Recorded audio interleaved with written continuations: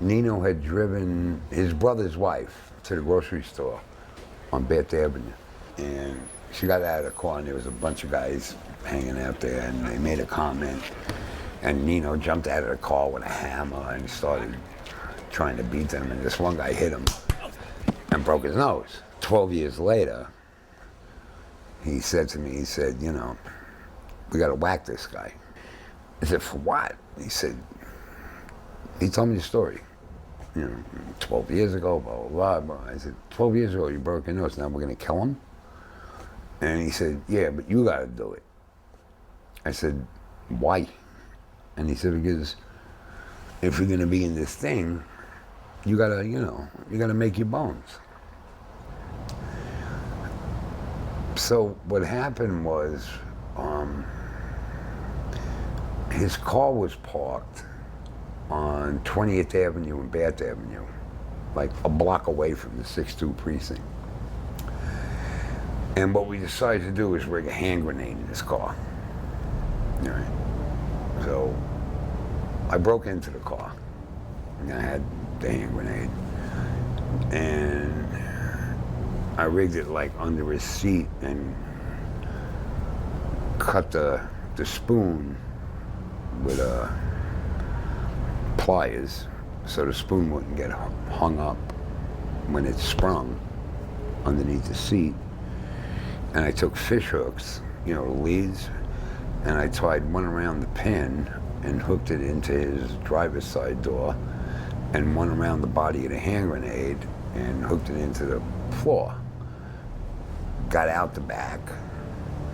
Then I broke toothpicks in the doors and stuffed them in, so like if he tried to get in any other door, it wouldn't work. The only door that he could get in was the driver's side. But also, aside from the precinct being there was PS 200, which was all the kids going to school. So this was around midnight that I rigged it. So I went home, and it was only a block and a half from where I lived. I went home and I sat on the porch, you know, and what I figured was if I didn't hear a boom by like 6 in the morning, I was gonna go and defuse it. You know, I was gonna go remove it, because then there would have been kids going to school and shit. But about 4 o'clock in the morning, I heard the and I went to bed, you know, because it worked, you know. And that's basically when, you know, I had my stock. In the life, that's what they say, your stock has risen. So my stock rose. But it's all fucked up anyway, because your stock, it don't matter. Because the tougher you get, the more scared they get, the more they try and keep you down. And oddly enough, what happened was he didn't die. It blew him out of the car.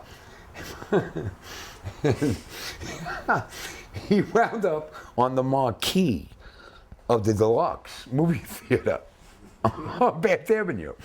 And he was all broken up. He had a lot of broken bones and shit.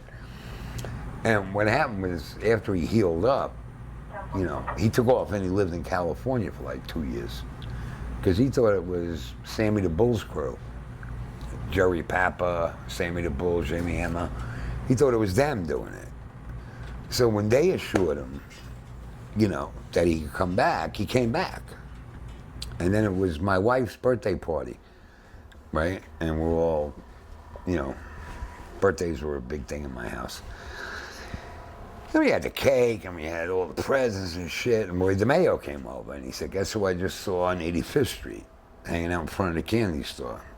And I said, who? He said, Vinny Mook.